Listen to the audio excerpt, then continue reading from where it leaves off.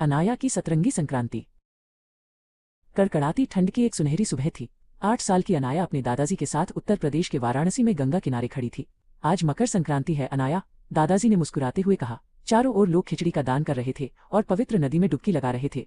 अनाया ने भी श्रद्धा के साथ चावल और दाल की टोकरी आगे बढ़ाई। उसे लगा जैसे पूरा शहर दान और दया के रंग में रंगा है।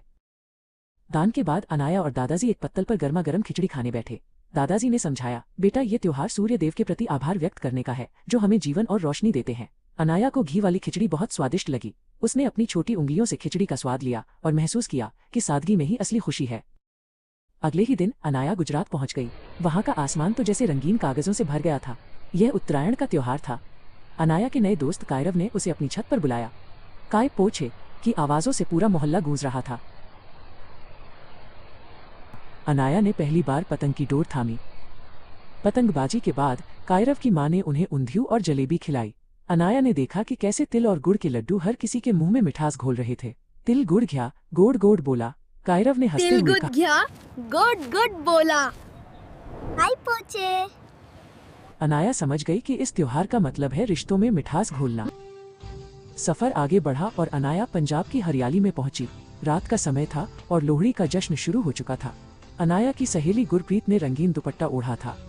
बीच आंगन में एक बड़ी सी आग अग्नि जल रही थी। धूल की थाप पर अनाया के पैर खुद ब खुद थिरकने लगे। गुरप्रीत और अनाया ने मिलकर आग में रेवड़ी, मूंगफली और मक्का डाला। ईश्वर हमारी फसलों को सुरक्षित रखे, गुरप्रीत ने प्रार्थना की। अनाया ने देखा कि कैसे आग की लपटें आसमान की ओर जा रही थी, जैसे प्रकृति को धन्यवाद कह रही हों। ढोल की आवाज ने सबको एक सूत्र में बांध दिया था। अब अनाया दक्षिण भारत के तमिलनाडु पहुंची, जहां पोंगल मनाया जा रहा था। वहां उसकी मुलाकात सेल्वी से हुई। सेल्वी के घर के बाहर मिट्टी के एक नए बर्तन में चावल उबाले जा रहे थे। जैसे ही बर्तन से दूध उफनकर बाहर गिरा, सब चिल्ला उठे। सेल्वी ने अनाया को जमीन पर कोलम रंगोली बनाना सिखाया। चावल के आटे से बनी ये कलाकारी बहुत सुंदर लग रही थी।